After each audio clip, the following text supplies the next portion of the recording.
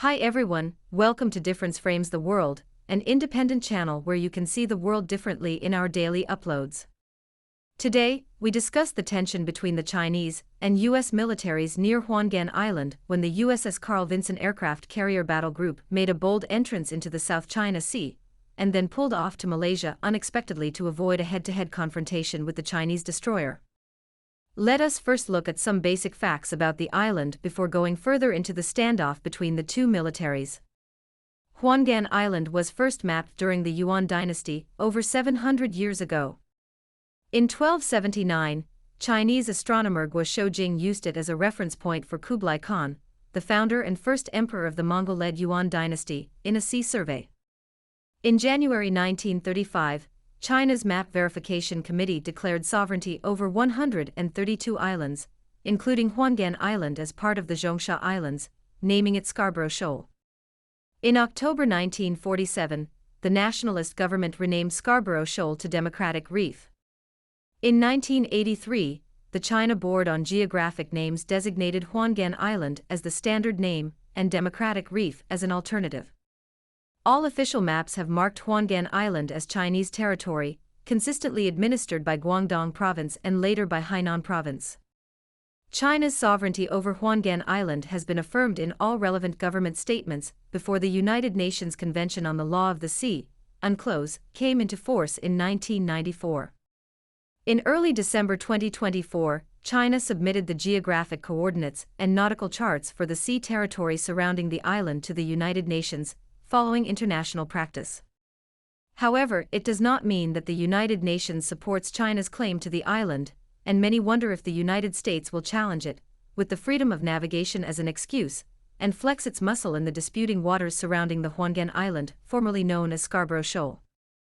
It came true when the world was about to celebrate the 2025 New Year. The USS Carl Vinson aircraft carrier battle group, equipped with F-35 fighters, RC-135 reconnaissance aircraft, and MQ-9 Reaper drones, advanced towards Huangyan Island's waters at the end of 2024. The Philippine Army followed suit in an apparent attempt to provoke Beijing. Within days, however, this seemingly formidable operation ended abruptly. U.S. warships retreated to Malaysia and Philippine ships also left the area when the Chinese Type 055 destroyer patrolled the area on December 29, 2024. What unfolded behind this South China Sea drama, then? Why did the U.S. military move so aggressively and depart so unexpectedly? When the Carl Vinson battle group entered those contested waters, international media swiftly covered it, sparking widespread discussion about the U.S. Navy's maneuvers. Coupled with U.S. fighter jets taking off from and landing on the aircraft carrier, and U.S. reconnaissance planes and drones hovering, Philippine vessels asserted their presence near Huangyan Island as part of a joint effort. The Chinese military's Southern Theater Command responded decisively by dispatching its formidable Type 055 destroyer, Huangyan, along with H-6K bombers and Su-30 fighters for combat readiness patrols around the island. This robust response highlighted their preparedness and resolve amid rising tensions between China, the U.S., and the Philippines. Notably, the unexpected withdrawal of U.S. ships from the disputing waters confused many people, who wondered why such a harsh start led to a quiet conclusion. In recent years, tensions have intensified as the Philippines attempts to provoke disputes over this region, disregarding international law and aligning more closely with the United States to confront China.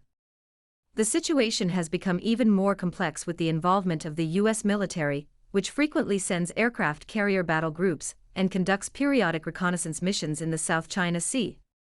After the new Philippine president came into power, Manila relentlessly attempted to leverage U.S. military power by sending patrol aircraft and ships to exert pressure on Beijing. However, such efforts were ineffective. The Chinese fleet, led by the Huangyan destroyer, executed high-intensity patrols around Huangyan Island, and the H-6K bomber, equipped with YJ-12 anti-ship missiles, targeted the U.S. carrier group as the newly unveiled J-15D electronic warfare planes launched electronic suppression operations to disrupt the communication systems of the U.S. fleet. While the withdrawal of the U.S. military might have temporarily eased tensions, the underlying issues in the South China Sea remain unresolved. The strategic move of the USS Carl Vinson to a Malaysian port could be more of a tactical repositioning than an actual concession.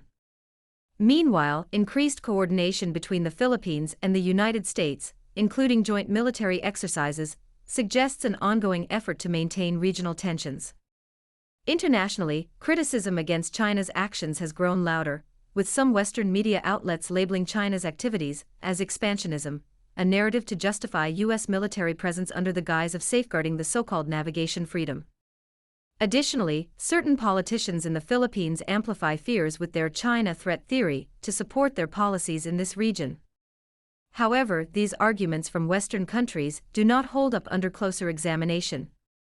Historical records clearly show that Huangyan Island has been part of China for hundreds of years, as documented on navigation maps dating back to the Yuan dynasty. In recent years, China has peacefully asserted its sovereignty through measures like land reclamation and lighthouse construction. Conversely, it is often external forces that provoke instability by attempting to interfere with regional peace and stability. The recent U.S. military operation has laid bare its strategic ambitions in the South China Sea. While it's true that the U.S. aircraft carrier battle group is formidable, its actual combat effectiveness is limited when faced with China's hypersonic anti-ship missiles such as YJ-12 and YJ-21. The YJ-21, particularly, is dubbed an aircraft carrier killer due to its incredible speed and powerful penetration capabilities, as introduced in our previous videos. Should the U.S. military choose to confront the Chinese directly, not only would their aircraft carrier be at significant risk, but their entire battle group could face potential destruction. Moreover, this unexpected withdrawal of the USS Carl Vinson battle group disappointed the Philippines as always. Although the Philippines sought to leverage U.S. military presence against China, different voices about whether Manila should align closely with Washington have surfaced within their borders. Meanwhile, most countries surrounding the South China Sea have chosen to keep neutral, and some even oppose provocative actions by the U.S. in this region. This has made it difficult for the U.S. to maintain its influence in the South China Sea.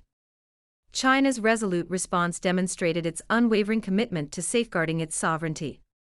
Through decisive actions such as the Coast Guard's use of water cannons, high-intensity patrols by the Navy and Air Force, and a firm diplomatic stance, China has effectively shown that provocations will not succeed. Consequently, the U.S. military had no option but to retreat, leaving the Philippines even less capable of starting new provocations. Beneath the surface of what appears to be a peaceful South China Sea, however, lies an even greater crisis. Following the Huangyan Island incident, there is a possibility that the U.S. military might adjust its strategy and engage in more covert interventions in South China Sea affairs. This could include increasing electronic reconnaissance and cyber attacks. Additionally, the Philippines may seek to strengthen military ties with the United States and create new rounds of tension through joint exercises. The complexity of this issue arises from overlapping interests among various parties. The United States, although located thousands of miles away from the area, seeks to contain China's influence through this matter while maintaining its dominant position in Asia-Pacific affairs. Meanwhile, the Philippines wants to leverage external forces for their unlawful claims in these waters, even though they know that the island and the contested waters had belonged to China several hundred years before the United States and the Philippines became independent countries.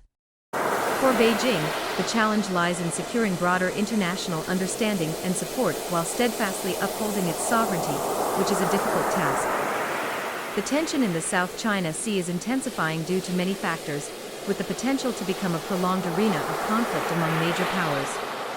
As the United States amplifies the so-called Indo-Pacific strategy, further militarization in this region is inevitable. Such developments not only jeopardize regional peace and stability, but also threaten the security of vital global trade routes. While some may view recent events as a failed joint provocation by the United States and the Philippines, they highlight a more profound issue.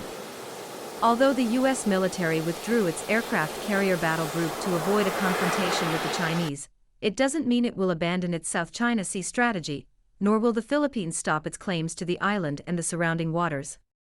Please share your thoughts in the comments below, and don't forget to check out our other videos on global affairs for more insights into this complex and rapidly evolving landscape.